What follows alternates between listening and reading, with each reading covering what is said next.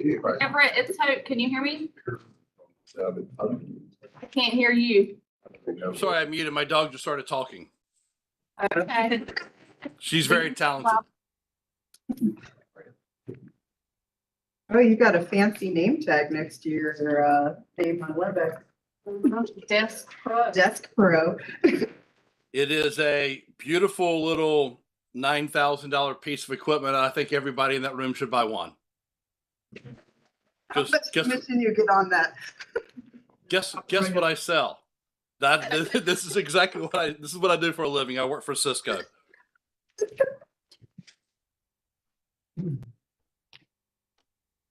But Jamie's the only one doing it. So, Everett, people that said they were coming, Jamie's the only one that we're waiting on, and she was supposed to be virtual. Okay.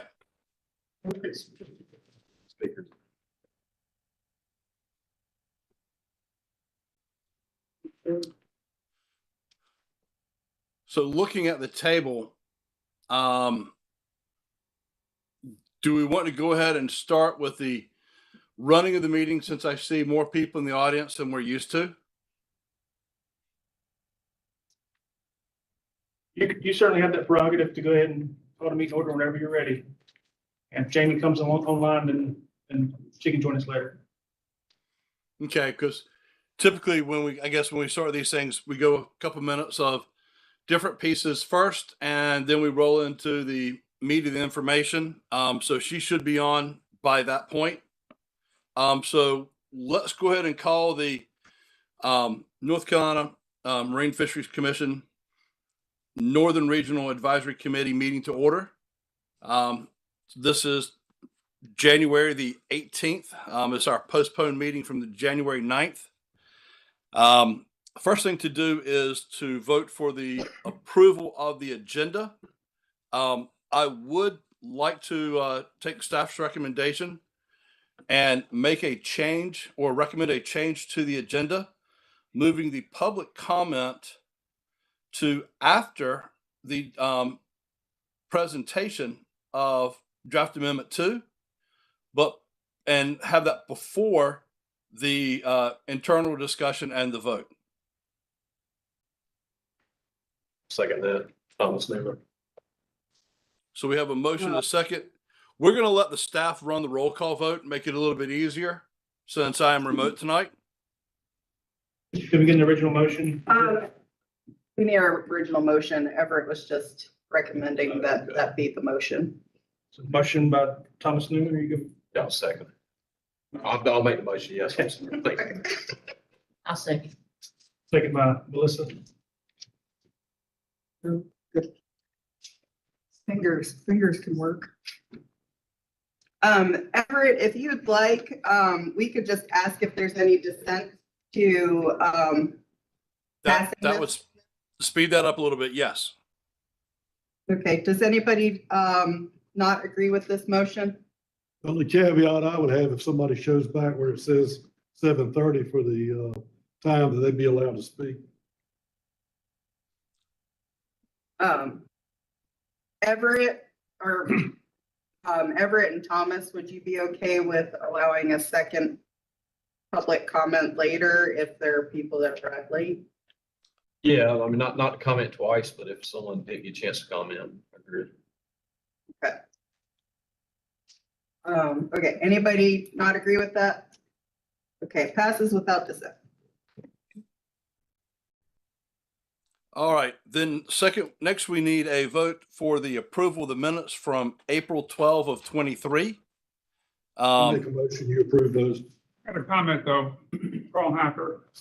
I'm listed as both virtual and there, and I was only virtual. This is a Heisenberg principle problem. We'll make that correction. All right. So we have a motion from, was that Thomas again? Yeah, John. From John to approve the minutes as recommended in the edits from Carl. So John, does your motion still stand, or does your motion stand? My motion stands except for taking the H out of my name. Oh,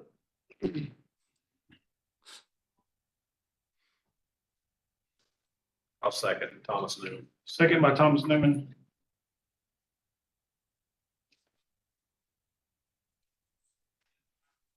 Okay, does anybody, I'm sorry? Oh, sorry. Does anybody not agree with this motion? Okay, we'll call that passes without dissent. All right. Well, moving ahead of the, I was going to say moving ahead of the clock, but moving right along our projected timeline. So we'll turn this over to Jeff Dobbs and Willa Patton to go ahead and roll through the next piece, which would be the Stripe Mullet FMP draft amendment. Okay, so we don't really have a presentation today, but we were gonna go through your decision document with you just so you know what's in it. You can follow along. So we have some background information about the amendment, just how we got here about the stock assessment and reminding us that we need to achieve a 20 to 33% reduction. Could you speak up just a little bit more, please? Then we have a review of supplement A that was implemented last year to immediately end overfishing. And then we have a table showing the timeline for this amendment and where we are currently. We're currently at the public comment period and the MFC advisory committee review. We have the goals and objectives of Amendment 2. Then we go into the management options presented in the Sustainable Harvest issue paper. So we go over size limits, those options for maximum size limits, minimum size limits, season closure options, trip limits, day of the week closure options. And then we have a table with combinations of measures that include the division's initial recommendations. We have options specific to the stop net fishery, seasonal catch limit options, then our adaptive management framework. And then we go into the recreational fishery management options, including our initial recommendations. And all the options presented in this document and in the amendment would achieve the necessary reductions. And we just asked that today the meeting focus on discussing management options rather than the stock assessment, but we're willing to answer questions. And I did want to provide a little context from our other advisory committees, as well as discussions with the industry.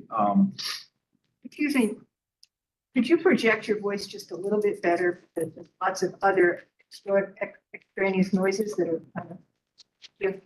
Absolutely.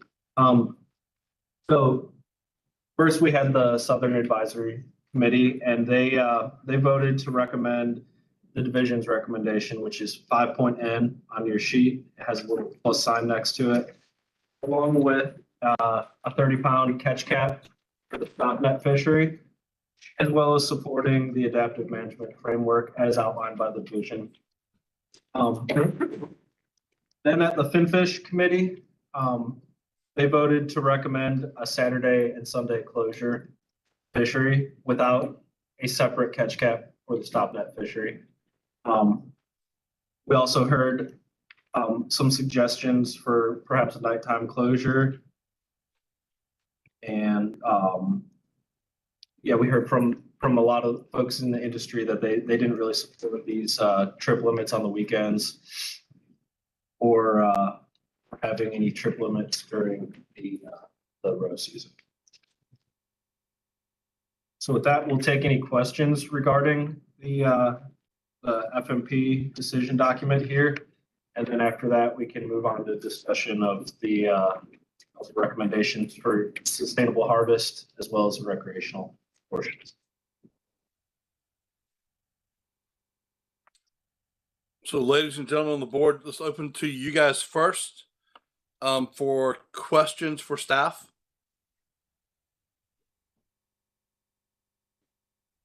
You just raise your hand and ask a question, or The board only, right now, there will be, are we doing? Amber, do you want questions from the board specifically right now, and then we'll have public comment to follow where you guys can come up and so speak? we can ask the board questions from the public Not now. when, Yeah, that's gonna be up to the chair how to run that, so. So typically I would like to start with the members of the board questioning staff first, making sure we have our answers, what we're looking for.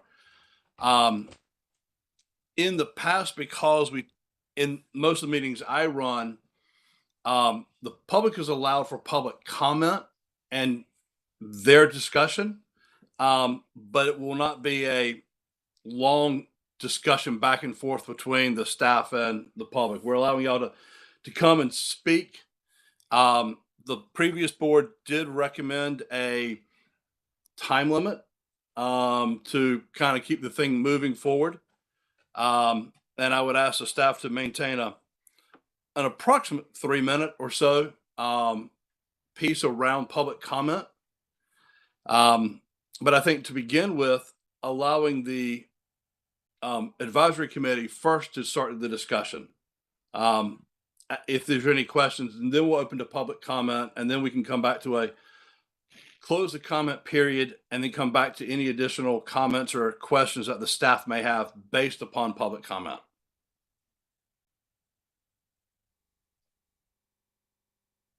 I would like to ask staff some questions. Has anything changed since last meeting? Have there been any more sampling from Mullet, north of Harkers Island? For this amendment, we're limited to the stock assessment through 2019. Any data after that, we can't use to choose management. But my question is, has there been any done north of Harkers Island in Albemarle Sound? Well, we don't have any. That's no question. Yes. Okay. Has there been an economic impact study or any statement given of what it does when you close the recreational aspect of the mullet?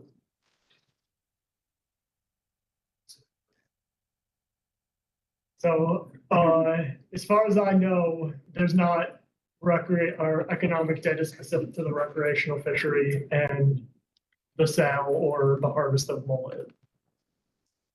Do you have a guess of how much, say, the percentage of the total catch is used by recreational fishermen during the closure period? What do you mean by the total catch? How much are we saying So that? there's two components to the recreational fishery. There's mullet that are bought at a bait shop, and then there's mullet that are harvested by recreational anglers on their own. Both You want together? both? Yeah. Okay, so the proportion that is caught by commercial fishermen, sold to a bait shop, and then bought by recreational fishermen, we don't have that information. That's a data gap that we've identified as part of this FMP. What we do have is we have some estimates, they're very imprecise, of the number of mullet that are harvested by recreational fishermen. And so that number, based on the data that we have, which is very limited, is very small. So in the terminal year of the stock assessment, that number was about 1 to 2%. So the recreational fishery in 2019 was accounting for about 1 to 2% of the mullet harvest.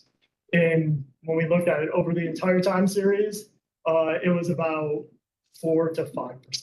So the recreational fishery, based on the data that we have, is very small. I do want to also note that there is a place on trip tickets to note whether something was for bait, but it's not often filled out by the dealers. And that's where that data gap is coming in. We need to get better adoption of that field within the trip ticket form. There is also an economic section to the FMP on page 21 and 22. The full FMP, not the document. I didn't bring my computer. That though focuses on the commercial fishery because we have more data. Yeah, I didn't think I saw anything about recreation. Is the recreational fisherman taking that to drumfish really it's not even moving the needle, so to speak? Would that be So what I will say is that was, I think you're talking about the closure with the supplement. So a hard season end isn't even in our or any of our recommended options. It is discussed, but that was just a blunt tool used to end overfishing immediately. We are not anticipating using that. We have not heard any support for that, so I don't think there's any reason to use a hard end date and a season closure at this time. Are you gonna, and I didn't see it in my reading, enforcement wise, are you gonna not allow possession of a mullet without a trip ticket or a bait receipt? The options presented in the plan, for the amendment that we're recommending are bag limits, so you wouldn't need a receipt. That would only be for during a closure, which was for the supplement, and assuming that we can pass this amendment, the supplement will then be obsolete and no longer be in effect. Okay, that's all my questions.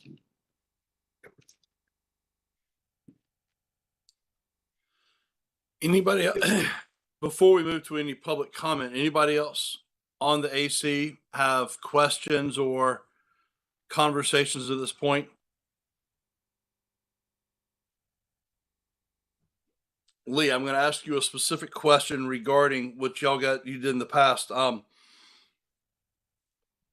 So y'all have a list of everybody who was there, who was signed up for public comment. Can y'all handle that locally as calling people out? And then trying to keep to a 3-minute kind of a time limit? Yes, I think we had a couple people just come in, but we've got a list. I'll be glad to call them out. And we have somebody here who's going to keep the 3-minute time limit for speaking. And we're going to ask people if they don't mind to come sit at the chair here. And when you get to 30 seconds, she'll just give you a warning that you have 30 seconds left, just to give you an idea of how to wrap things up. But whenever you're ready, Everett, I can begin that process if you like. Go ahead. Y'all move forward, and we'll move through as many people as that want to speak. Reserving that extra time if somebody came in later after we had different discussions. Okay. And some of these have question marks, so I'm just going to ask if you still want to speak or don't want to speak. Kara Eats. I'm gonna wait till the whole conversation starts. Okay, I can come back. That's fine. That'd be great.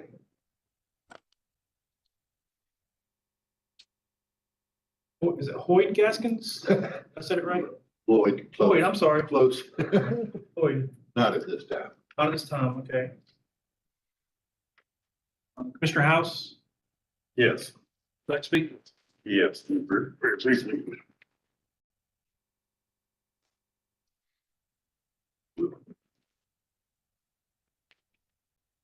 First and foremost, I have read the FMP. And I will say that the economic impact study as outlined in the FMP does not meet the Federal Fisheries Reform Act of 1997.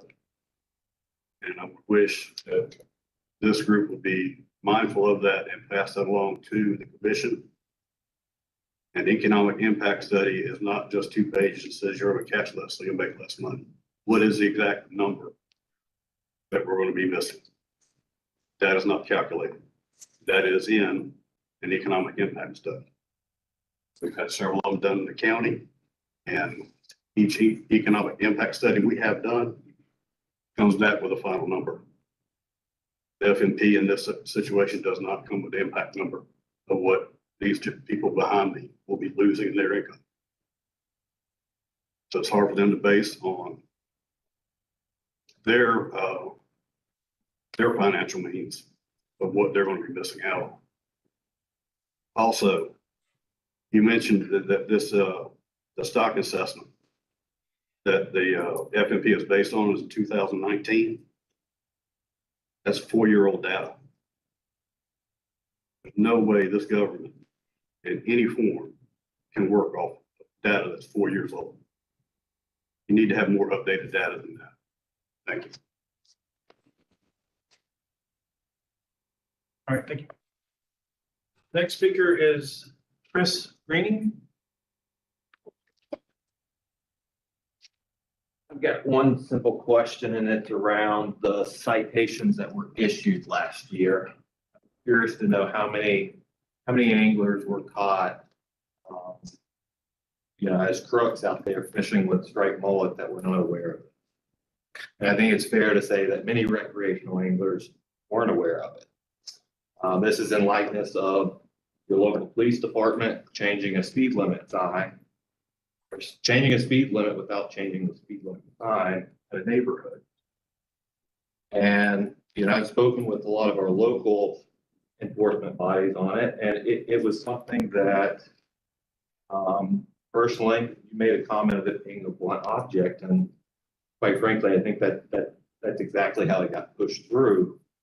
And we turned a lot of really honest people into crooks immediately when this went through. And I think we're all normal, down-to-earth people in here, and I think that was wrong. I think it was really wrong to push it through in that way. So I'd like to know, at least in this area, did we write citations to people? Because not only did we take money out of the pockets of people behind us, perhaps some of them, but I doubt it because these are folks that are informed, but we took money out of pockets of people that came to fish out here that had no idea. And I think that's wrong. And I think as human beings, we can all say, you know what, if I separate myself from my own job, we did a poor job at that. And it was wrong. And if there's anybody that thinks that it's not wrong, then let's have the courage to raise our hand.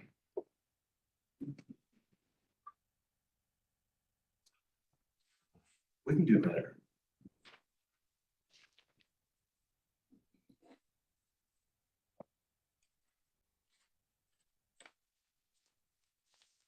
Tracy Schisler?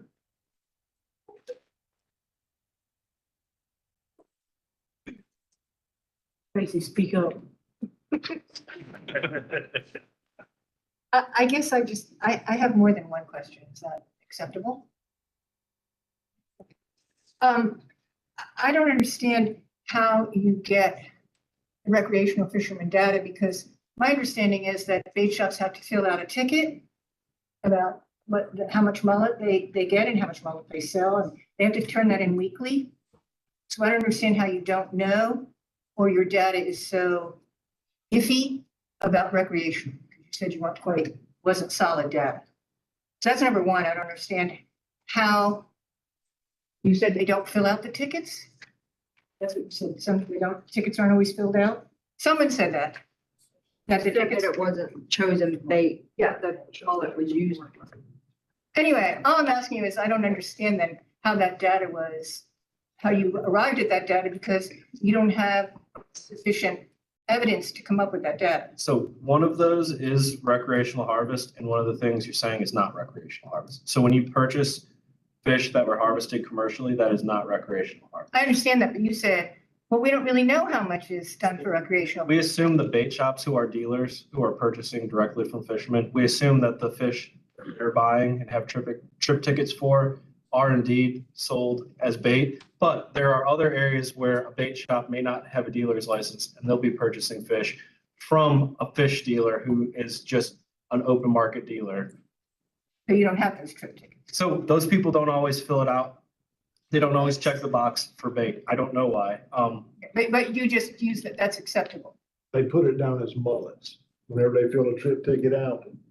I understand what you're telling me, but what I'm saying is that's, Legally acceptable, or we are. I don't think it's acceptable legally or statistically, actually, but I just was wondering about We that. encourage them to do so. We would like it if all bait was marked as bait on the trip ticket. But like anything, when you change paperwork, there's people who still fill out paper trip tickets and mail them back, and some of them have old templates. We try to get them the updated forms. We would like to move electronically because obviously they would have that on an electronic form, but trying to get everyone to use the same forms and fill out. I understand what you're talking about. I'm just Yeah. saying that then you can't really, that's incomplete data, insufficient. I mean, that's incomplete data, so it shouldn't really be used. And we've acknowledged that that is a data deficiency and a need. Okay, so then the other thing, I have just one really important question to me. For me, you keep on your paper that I read, it said about critical habitat. And so you want to protect the critical habitat and you want to, right? Isn't that quoted in that paper that you handed out? Okay, so are you also working with other agencies like development on the islands and those kinds of things, and marinas, and are you having things done with that? Because a lot of critical habitat is destroyed, by other things, i.e. rampant building with little or no concern for the estuary system, which would definitely impact the population of mullet, because you're definitely destroying some of the breeding grounds. It has nothing to do with the mullet fishermen. It has to do with the degradation of the habitat, breeding habitat that would be available. I'll give Jeff a chance to Yeah, respond to so- that. Tom was. Yeah, just a quick response to that. That's a perfect plug for our coastal habitat protection plan. So this is where those two plans meet up. The fishery management plan this is where we handle the fishery management side of it. That would be the regulations and the rules and how we're going to manage the fishery. The coastal habitat protection plan, which is linked throughout our fishery management plan, is what would address that. And it does work through many agencies throughout the state to support these critical habitats. But I would direct you to that Okay, so, document first. right. And so that will tell me how much, Gotta wrap it up. okay, that'll tell me how much the critical habitat, the destruction of critical habitat impacts the population of mullets as opposed to the fishing of mullets. Is that correct? I'll get that information when you'll be able to provide me with that information. How critical habitat destruction impacts mullet populations as compared to commercial fishing impacting mullet populations. So the only thing we can manage at the Division of Marine Fisheries is fishing.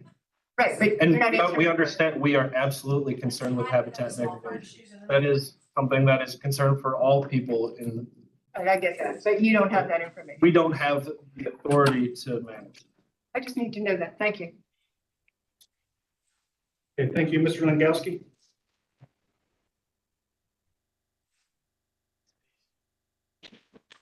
My name's Mike Legowski, and I live in Frisco, and I've been mullet fishing for 60 years. This is my third rodeo, 86, 91.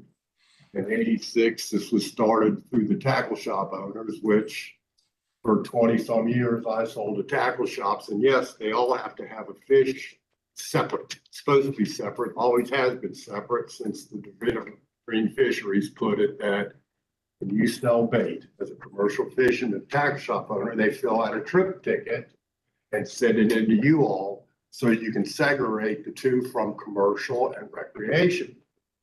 This isn't being done, It is separated commercial and recreational, but you don't have the data. but the use of that catch as bait, sold as bait as opposed, so that's a segment of commercial catch.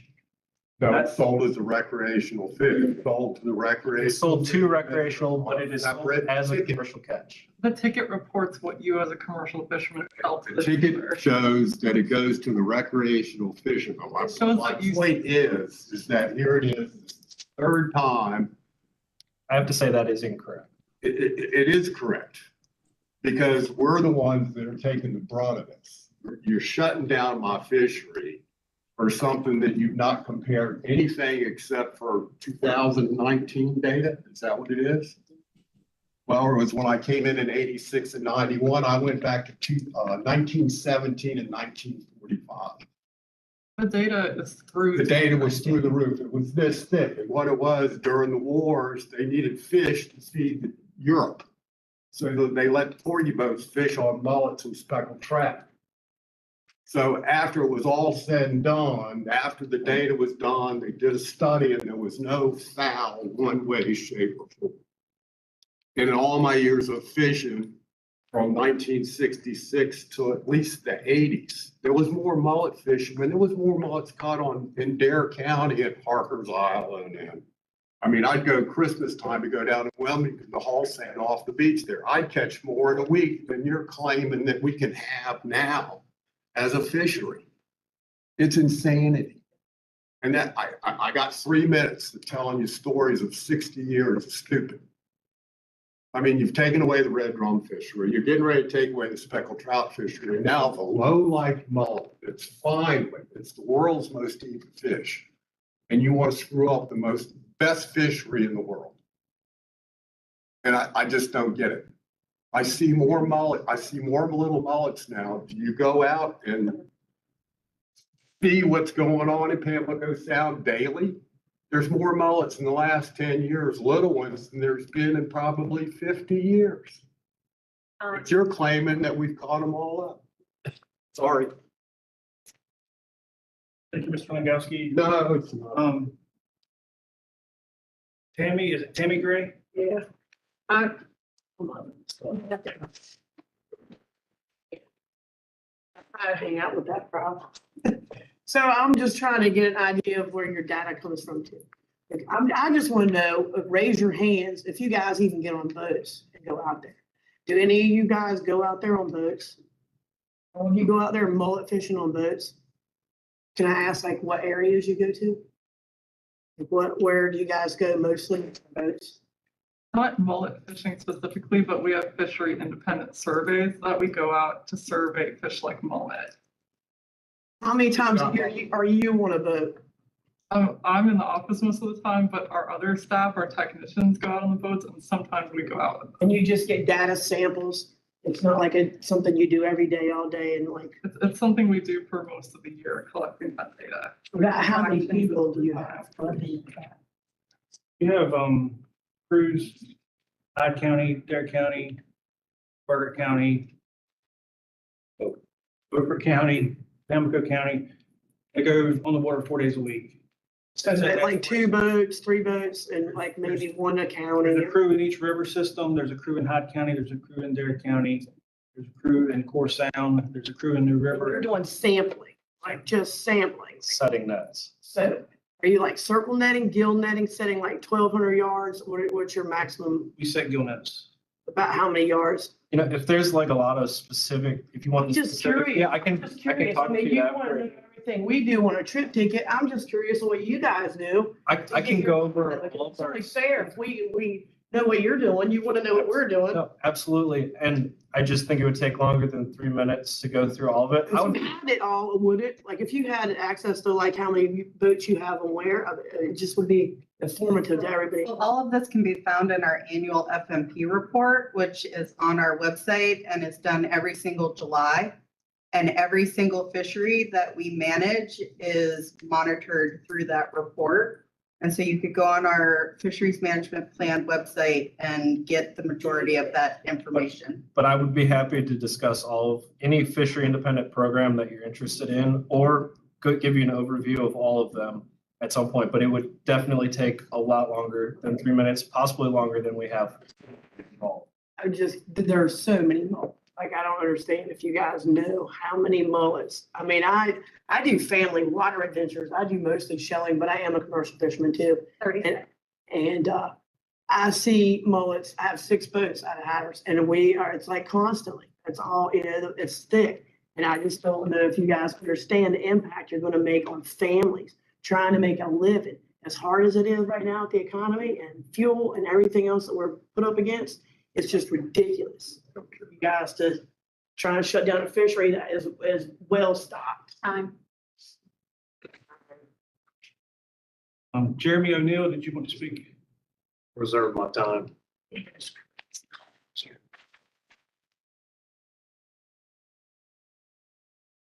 Dave Warren, did you get a question? Did you want to speak?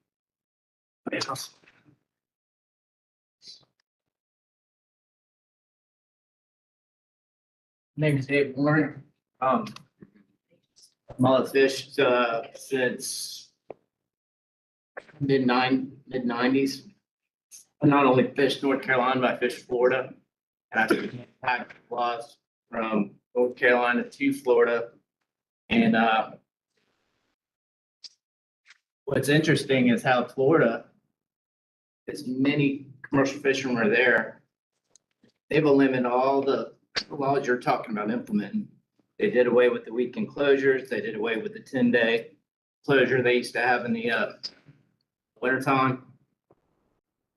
And like everybody's commenting, more mullet today than I've ever seen around here. It was harder for me when I started in the 90s to catch mullet here than it is now. I can't see where you're coming up with this deficiency or overfishery. I think the market itself is regulating itself. The Asian market's been tanking. So there's not many people fishing for the roe mullets when they're spawning anyway. So they're reproducing more than they ever have. And like they said, there's more small mullets in the sound than we normally see. So it just odd to me that we're even having this discussion here that there is an overfishery. I think if you're using 2019 data, you're using wrong data just because of the way the markets are.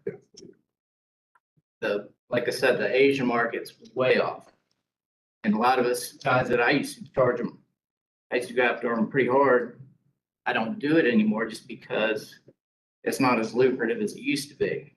So I know a lot of these guys here, that's what they depend on. And that's why I'm here, because I want to support my friends. So thank you. We have Reed Stetcher.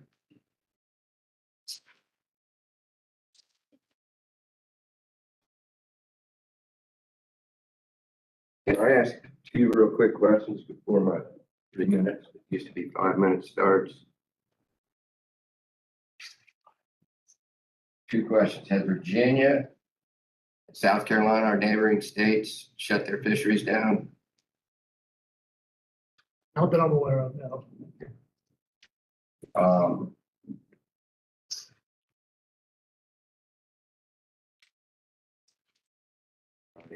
A second question here. So, my second question that I wanted to know is, I've heard through the grapevine, was there an all-time poundage single set record down south of us the day before the season closed? You're talking about the stop net fishery? I'm talking about the guys setting on the mullet. Stop net fishery. Yeah. Yeah. What was their landing? 76,000. They landed 76,000 pounds. One set the day before the closure. And I'm not sure that that's a record for them or not. Okay, well, I understood it was record, but so that did happen. That's a fact. Okay, you guys in the back that do this, raise your hands, because I wanted to thank you. I run a charter boat, and I recognize you. I know Dave. Y'all bust your ass. Y'all work your tails off. I just go get it. To supply a recreational fishery. I don't see David Sneed here. He's not here today. The CCA is behind this guy. I know that. And two things. We're never going to get anywhere.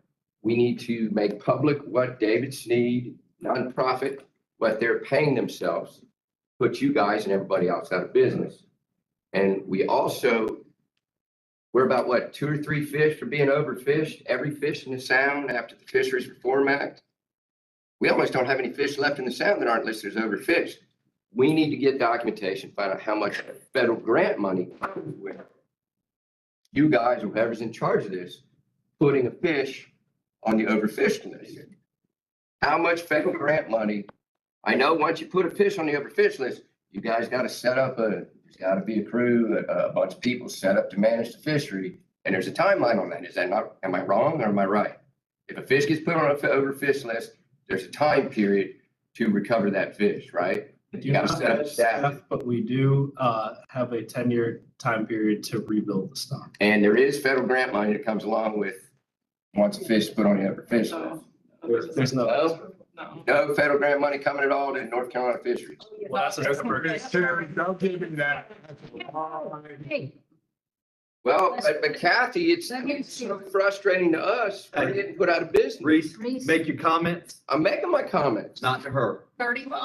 Kathy interjected while I was talking. Comments to the board. You asked us a question and we said, no, we don't Okay. get additional money because the fish is overfished, if that's what you're implying. We do receive federal We, grant. we do get federal grant money. Okay, now, what if you guys hired these pros back here? You subbed it out to them to get a creel survey study. I bet they would blow your numbers right out of the water. One of our research recommendations is to improve our recreational data. Well, and you, I mean, you say you got people working 4 to 5 days a week. These guys do it 7 days a week. They didn't learn how to catch mullet in college. They would blow your numbers out. I saw the biggest school of mullet I've ever seen in my life a week and a half before the closure. I mean, when we're seeing stuff like this, us people that are on the water 7 days a week, and we're coming to a meeting and these guys are getting put out of business. There's 8 or 10 guys that supply the whole Outer Banks. 8 or 10, if 8 or 10 guys can do that, that's unbelievable. That tells you there's a ton of mullet out there. I mean, it's just so frustrating. I mean, Okay, I've got, John Macy. Yep.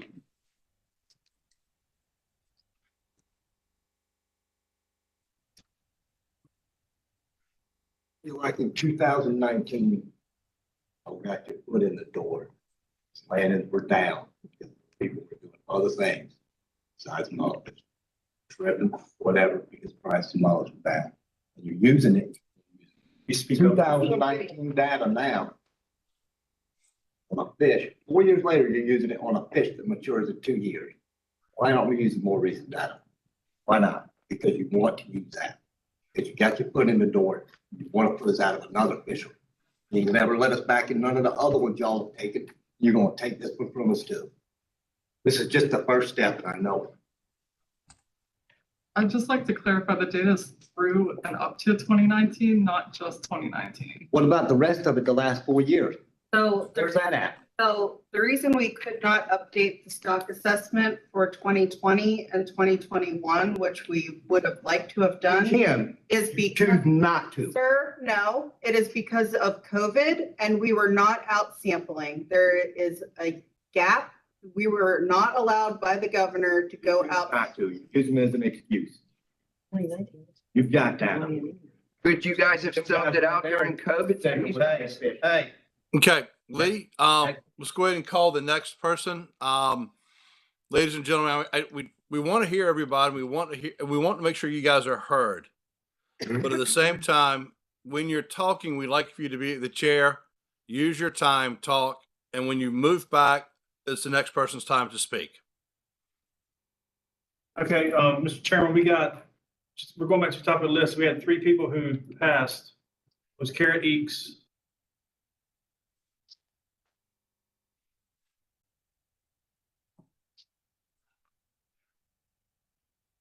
Thank you for letting us speak about this. I know one thing. I own a tackle shop. A lot of these commercial fishermen are my friends.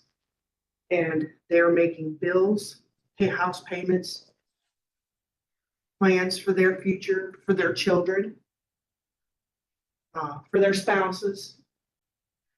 If I don't have fresh bait, I don't sell anything else in the tackle shop. That is long and short of it.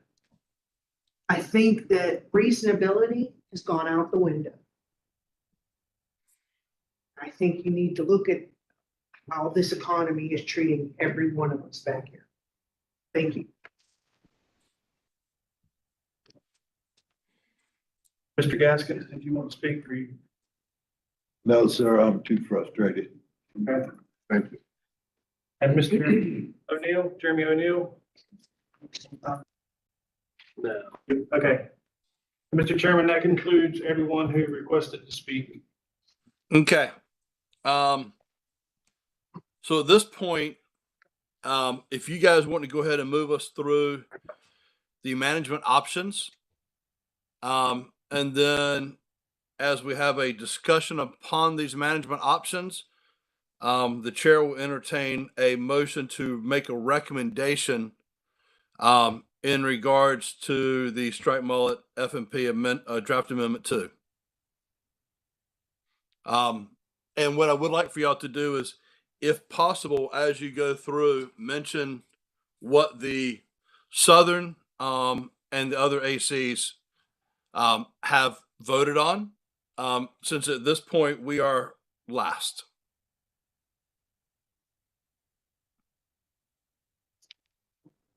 Okay, yeah, so we'll start off with the commercial fishery within the sustainable harvest issue paper. So the DMF recommendation was 5.N. And the Southern Advisory Committee was also 5.N.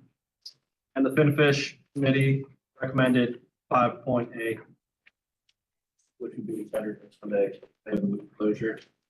I do want to point out that your selections for this are also tied to the stop net portion, which you'll see on the next page after the EMF recommendation. Actually, not the next page. Page 9, have the stop net fishery options.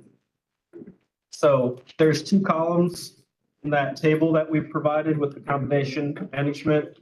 It says, the second to last column says percent reduction.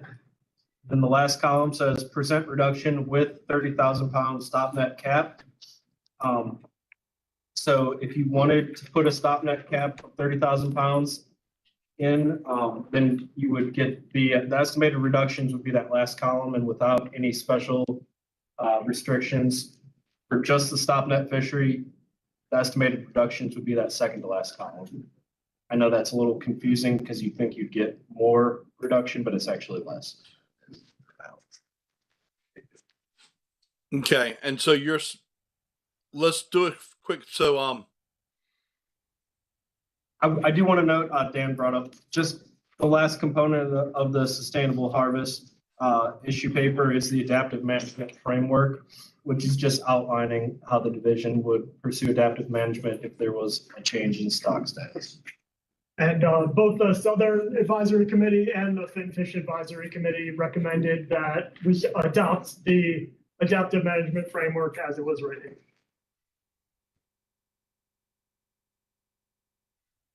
so they both went with option. So they both approved option 10. Yes.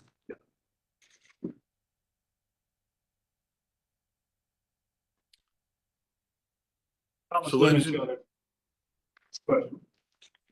Yeah, Thomas Newman, I just want to say, I was also on the Strike Mullet FMP workshop. And the 30,000 pound stop net cap, we were originally discussing that because we were looking at a quota.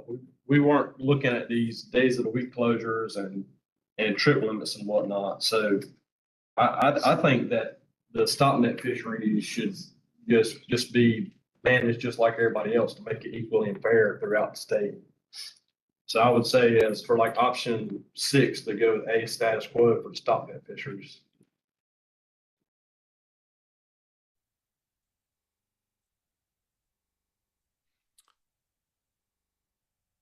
So Thomas, is that your motion?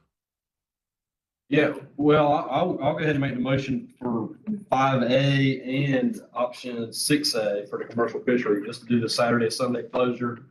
I feel like we've heard a lot of frustration with all this from our public comment, and Saturday and Sunday closure would be something even across the board statewide that everybody could live with.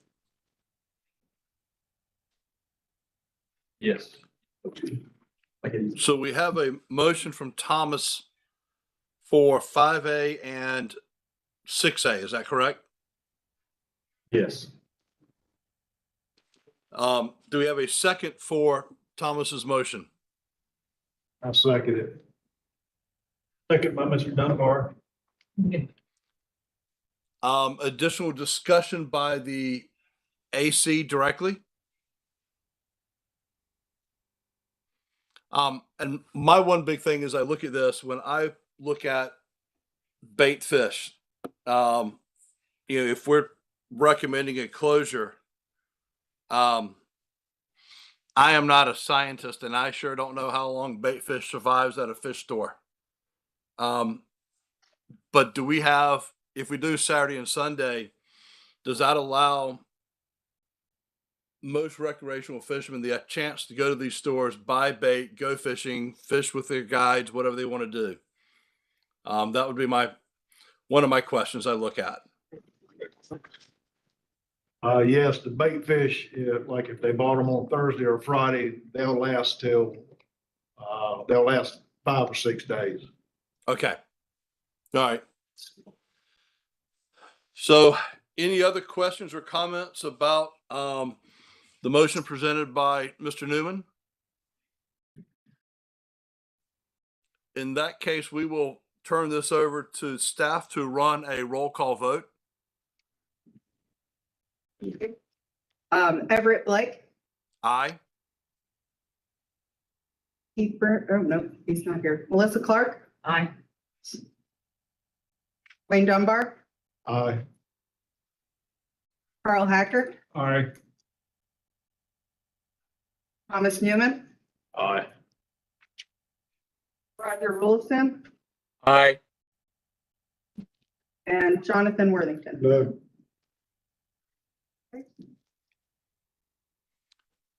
So that looks, what does it count? That passes 6-1. Okay. In regards to any,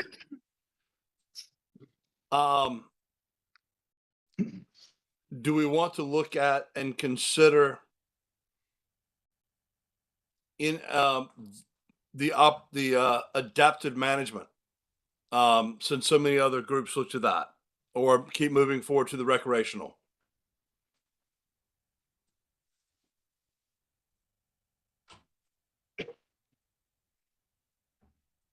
Hearing nobody say anything, we'll move to the management options for the recreational fishermen. Anybody have a choice between option 1, A, B, C, D, and E, or option 2, A through D?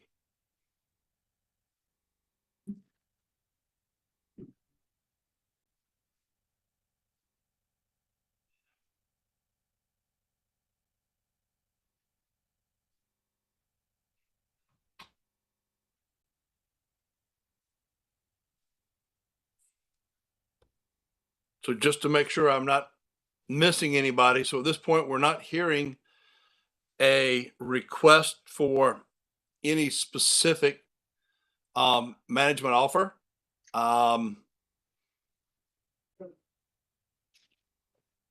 Would we default to the status quo, which would be option A for 1 as something to move forward, or take this as a no vote?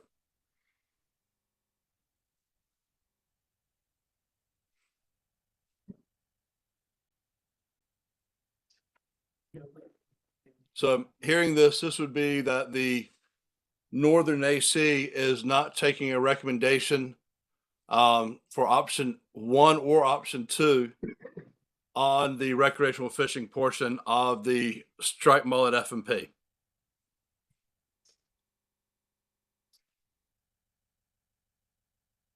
And if I don't hear anything different, that is how we will proceed forward with the recreational portion.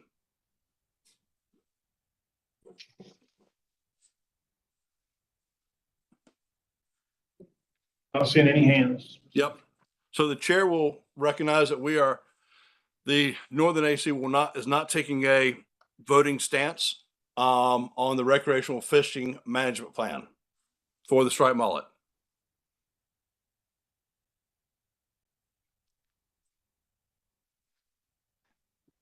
I would say that as presented. Okay.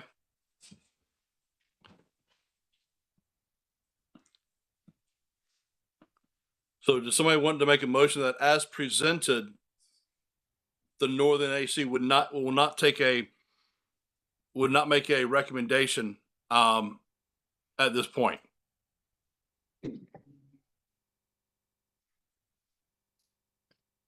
I just find it hard to vote or when the rules haven't even been followed. There's been no economic impact. We've heard from the tackle shops. We don't have any data on it. We've heard that the data from 2019 is what we're going with. Not my fault that the governor overreacted and shut everything down for that year because of something that, my God, you could put some people on a boat and go fishing. That's not an excuse. I was out fishing. I'm to the point where if I want to go, I've busted my tail all my life working and I'm retired now. And if I want to go drum fishing and I want to go catch me some mullet with the cast net, I'm not going to be criminalized for it. And Chris, that's what they gave you. I did your job. I know exactly what they gave you, a statute that you couldn't enforce. It had no teeth in it whatsoever. I talked to district attorney, they said the same thing. So I just say, you know what I said, as a taxpayer, I said, to hell with it. I'm taking my mullet out of the freezer that I caught. And if they're gonna write me a ticket, that's just gonna be the cost of doing business. We shouldn't have to do that to people to pay their taxes, follow the rules. That's right. That is public trust. North Carolina and Virginia are both public trust. We have just as much right as a recreational fisherman to fish on these fish for the general public. You're taking away the right for the general public to eat a jumping mullet in North Carolina. So I Or guess at this point, the chair will recognize that the Northern AC wishes to abstain on the recreational fishing.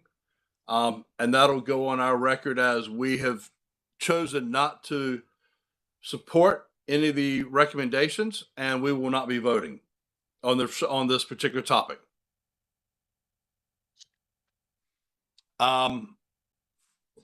So looking at that,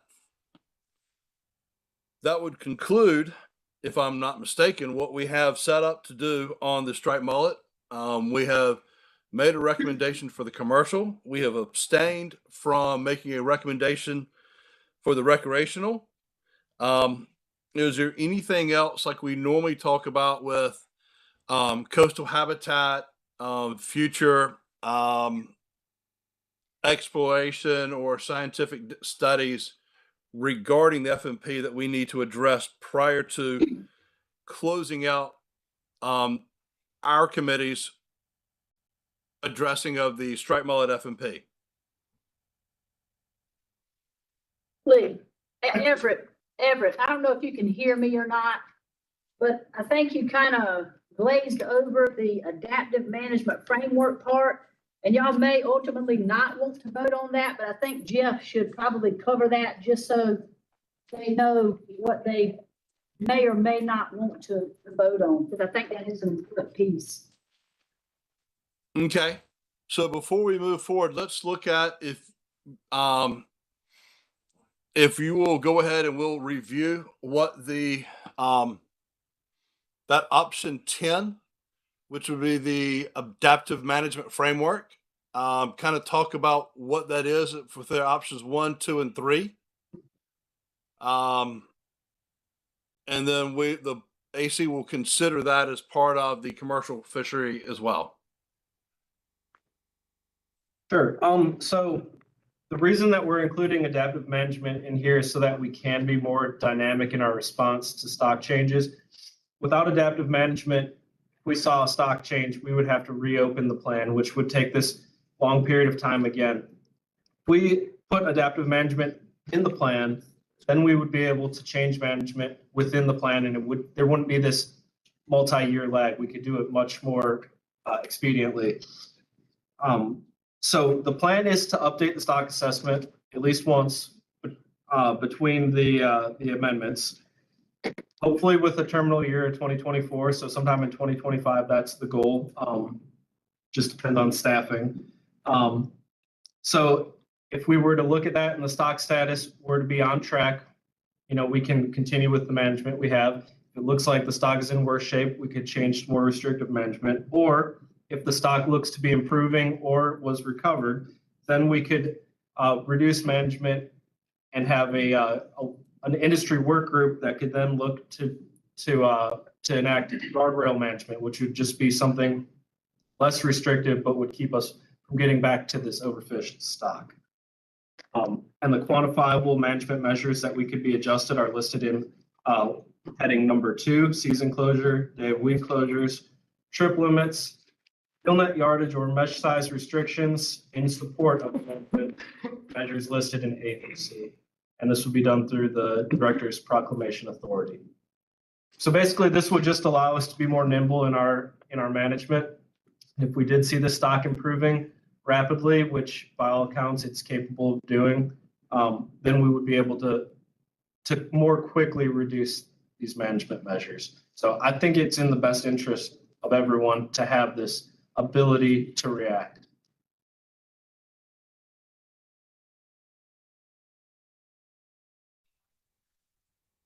So my question is, looking at the way this is written, I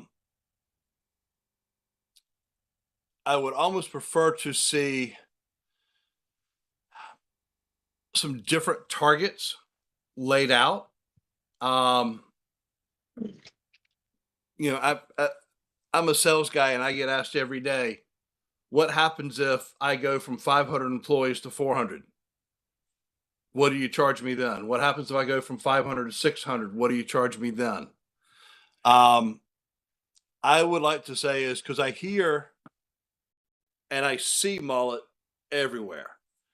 How quickly could we see 1 year, 2 years of a recuperating fishery, and then take the Saturday, Sunday closure away?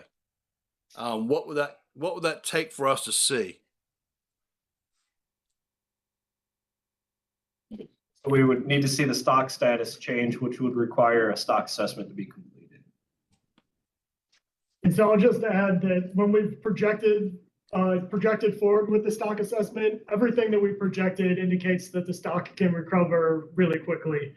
This is a highly fecund fish. They mature early. So with even minimal regulations or minimal reductions, the stock can recover to a level where it's sustainable very quickly. And that's the whole point of doing this adaptive management, is that when we see that recovery, we can respond to it more quickly. So when the stock gets to that sustainable level as indicated by the stock assessment, we could lift that, whatever management winds up being in place on this stock.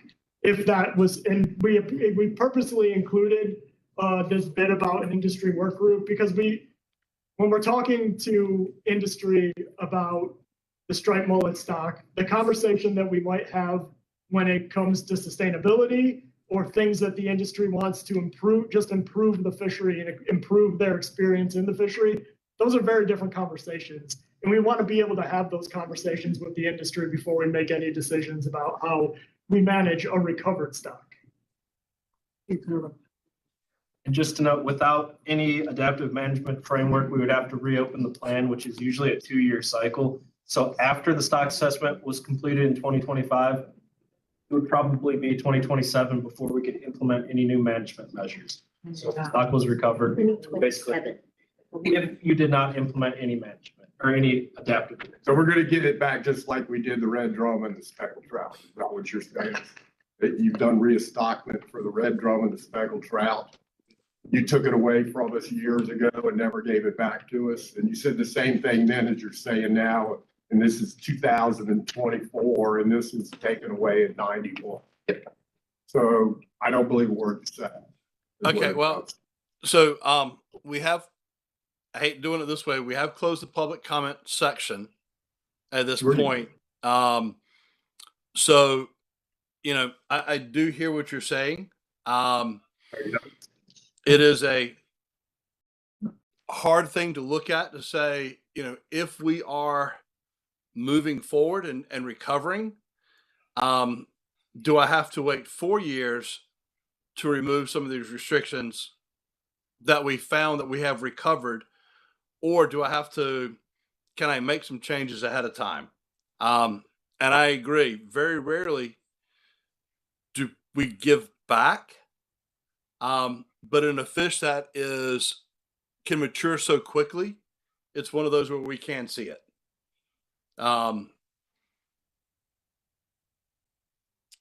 Anybody else on the AC with opinions or thoughts about the adaptive management framework as an option 10 to be added as a management feature?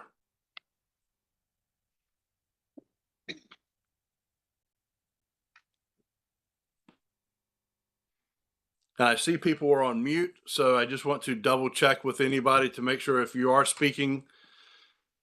But if I do not hear anybody step forward and make a motion, then we will go as we stand on our initial vote. Yeah, it's Thomas Newman. I'm just gonna make a comment. I mean, adaptive management is definitely a good thing, but I've got a lot of heartburn like everybody else in this room.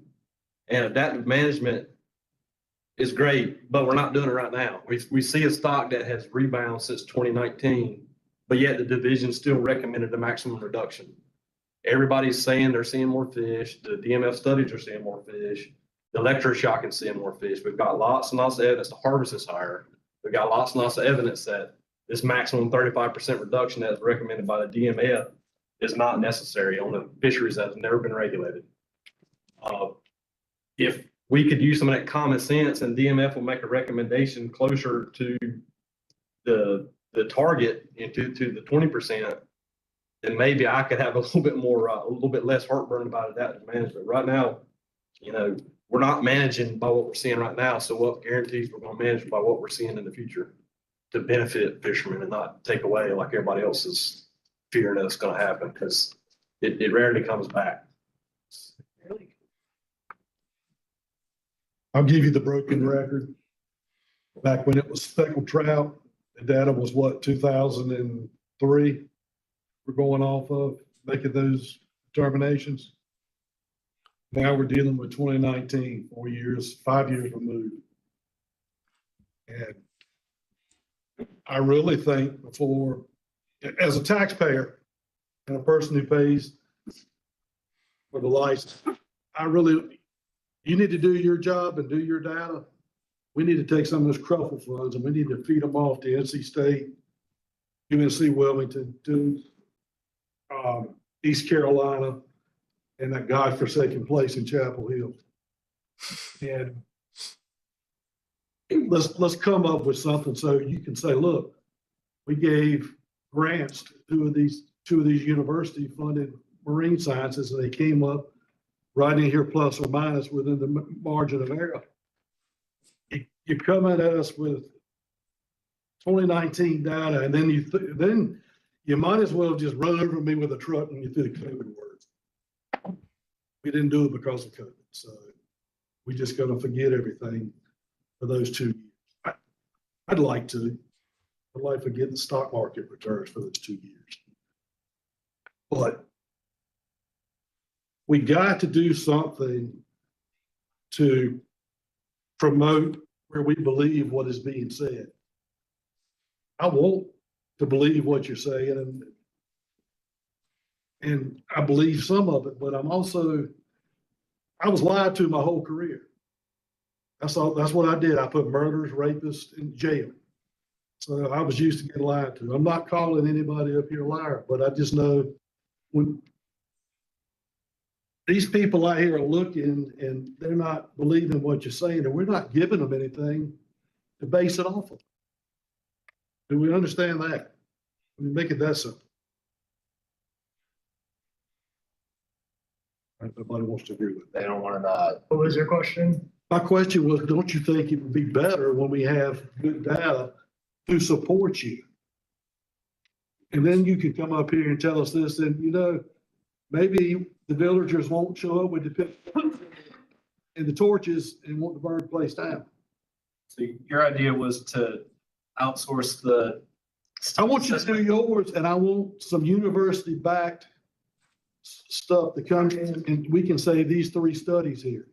So when you're giving me data, I can look at it and say, okay, because it's like the sea trout. You're using 2003 data. Hell, I had hair when that came out. That lots changed then.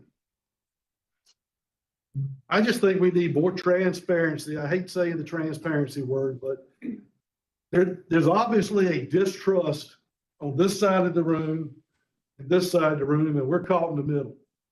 And I work for the government, and I know I'm for the government here to help you. That's not what anybody wants to hear. So I can address your question a little bit. I'm not sure it'll make that much of a difference. So we did a stock assessment in 2019. We took that stock assessment to an outside group of peer reviewers. So those were experts in stock assessment modeling and the biology and life history of striped mullet. And these were people outside of the Division of Marine Fisheries. They were from other agencies. We had Florida, we had somebody from South Carolina, and we had somebody from NOAA. And they looked at the model. They looked at all of the data that went into the model. They picked it apart backwards and forwards. They asked us, they grilled us about all of the data inputs that went into it. All of the assumptions that we made in the, they tore it apart. At the end of that, we came up with a model that them and us felt was the best representation of the stock. So we don't just do it just internally by ourselves. We strive for that transparency. Those peer review workshops that we held, those were all open to the public. Anybody could have listened in the past. And even with that strike mullet assessment workshop, we got very little public viewership. Allison placed out for the. And I do want to also note that the data collection, we do hear a lot of distrust of the data collection and the programs we use. We have brought commissioners out, Commissioner Gardner's in the back. She went out with us and saw the dedication that our staff has out in the field and the way that we conduct those studies to do it in the most unbiased fashion that we can. So we're not trying to hide anything. We'll take folks out with us. We'll show you every step of the way, how we calculate things. It's all transparent. You can request anything from us and we can provide you documentation for every step along the way. We also have public comment for every step along the way. So it's not like this has happened in a vacuum. This is a 3-year-long process. The issue people have is that the information is stale. And they're seeing fish and we don't have the stuff to back it up. And I know you guys are short staffed and it takes time to process everything. I think that's what seems to be the issue is that it's stale. And so I'm just gonna touch on that. That is why we put that adaptive management in here, and we are going to do, as Lead said, and do a stock assessment as soon as possible on this one, because we acknowledge the fact that it is where it is. However, like the Lead said, if we were to not do anything at this moment for management wise, it would be this whole process would start over again because we would start with that stock assessment and have to rewrite this entire plan. So we are following what fisheries management plan process is. We're trying to get, there are all of these options, which are from 5A, which is just that weekend, to something extreme that's in there too. So it's a process, and we realize that, and we're trying to give you that flexibility with that adaptive management, and we acknowledge that, yes, that is a problem that it's 2019, but that's what we have, and that's what we have to work on. And as they said, we have had external peer reviewers from other agencies that have said that this is the proper science. Well, ladies and gentlemen, hearing that the board is not looking to make any additional recommendation about option 10, we have spoken in regards to the two options that we are moving with the commercial, the abstaining with the recommendation for the recreational. Is anybody on the board in disagreement with that is our current stance?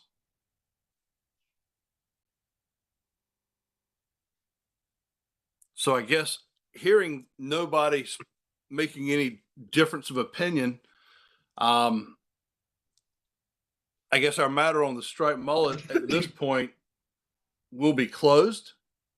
Y'all will take that to the Marine Fisheries next major meeting. And, I recommend that the public will show up and make comments and send in comments and do what you want and do what you can to continue updating and reaching out to your representatives. Anything else from Marine Fisheries that we need to cover as far as other or new additional issues for the AC members? I've just got an update. If we're done with mullet, I will give a quick update. In your handout or in your mail out that you got through through email, you were given an update from the Marine Fisheries Commission. Covers various topics that the Marine Fisheries Commission has taken up at their most recent meetings, as well as gives an update for the different fishery management plans that are ongoing, I think spotted sea trout, oysters and clams. I'm missing one. Oh, I'm sorry, it's zoomed out. Striped mullets in there as well. So just, if you read through those, if you have questions, you can reach out to myself, the staff. Charlton Godwin's in the room here somewhere. Both of us are staff on the Northern Advisory Committee. Coming up in March, on March 20th, we're going to have a flounder symposium. It's going to be one of the first times we've done this. We're going to have university people come and give presentations on the research that they're doing on flounder. Some of that's been grant money that we've outsourced, and we've collaborated on research, and several of the research items that were part of the fishery management plan for flounder are currently being addressed or are underway. You can come get information from them. There'll be posters in the room of our different surveys and the sampling that we do. You can come and learn all about those surveys. It's going to be in New Bern. It's at the Convention Center on the 20th of March. So we will, I'm sure, send an email out with more information for you guys. You can also go to our website and just Google Flounder Symposium and get information on the website, and we'll continually update that as that gets closer. So we'll have a keynote speaker, and we'll have staff and have university academia people from, I know from East Carolina, OCW, and various universities throughout the state that are doing flounder research. So with that, your next potential meeting is in April. That's our quarterly meeting. Agenda for that is to be determined, so we'll reach out to you with that. It kind of depends on how the commission moves at their upcoming February meeting next month. So we'll reach out to you with any agenda items that are upcoming in the near future. Unless there's questions that. I was gonna say, do we have a proposed location for that meeting? Which one, the commission meeting? No, the April meeting, our next AC meeting. Oh, I'll have to check with staff, but I think we were between here and Washington was. I believe it's supposed to be Washington, but that is still not decided due to the fact that the agenda could change at that time. We may want to arrange that to be near where the stakeholders would be, depending on what the agenda item is. So do not have a location yet. Okay. Thomas, did you have a question? Yeah, I just had an issue I wanted to bring up before we closed. Okay. We need to start having some MFC meetings in Dare County. It is ridiculous that we have not had an MFC meeting in Dare County since I don't even know when. Dare County is the economic powerhouse for commercial and recreational fishing. And we have a lot of people here that will come out and go to these meetings that nobody ever goes to. So I don't know who's got to decide it, whether it's the chairman or the director. I think it's on the chairman's seat. But I want to put it on public record at this meeting that we need to start having some MFC meetings in Dare County in northern half of this state again. So what I can do is capture that in the minutes. It is the chairman who sets the meeting locations. And if other AC members feel that way, they can certainly speak to that. But I'll certainly make a point that you brought that up. I wouldn't mind making a motion for it to have some meetings over here because I do not remember the last time we've had a meeting. Second it if you make it. I make the motion that the Marine Fisheries Commission starts holding meetings in Dare County. I'll second that motion. So we have a motion and a second on the floor. I would say probably an expediency, if anybody doesn't like that idea, because I love to drive back up that way, let us know now by speaking up as you are against it. Does this work? Or sorry. On technology. He's trying to get the motion up on the board real quick. Okay. There you go. It's all that typing she has to do.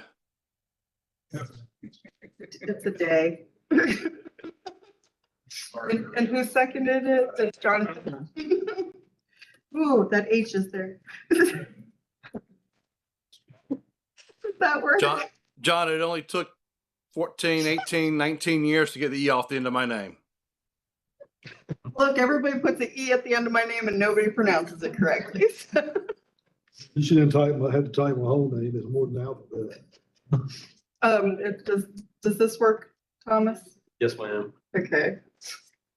Let me get this shared on their screen real quick.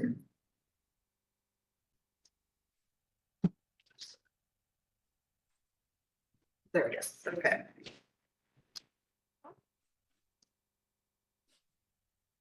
Okay. Is that good, Everett? I'm waiting. It's coming right now. It'll be in front of me in just a second. Okay, it just popped up on. Motion by Thomas Newman, that the Marine Fisheries Commissions hold, a meeting, annual meeting, in Dare County. Seconded by, Jonathan Worthington. I just say regular meet, just hold meetings again. They can have one a year or 2 a year. Just way it's written, Okay. Would you like me to do a roll call or just, does anybody dissent? I would say let's call anybody that dissents. If not, everybody would be in favor of.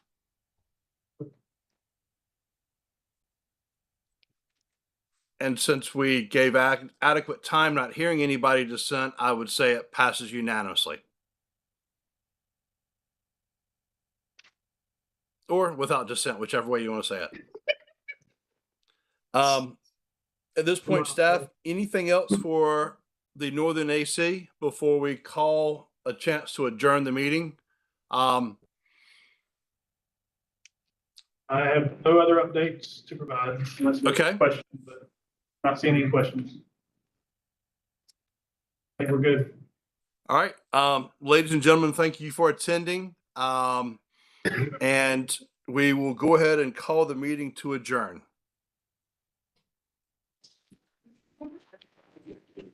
And you may now disconnect us.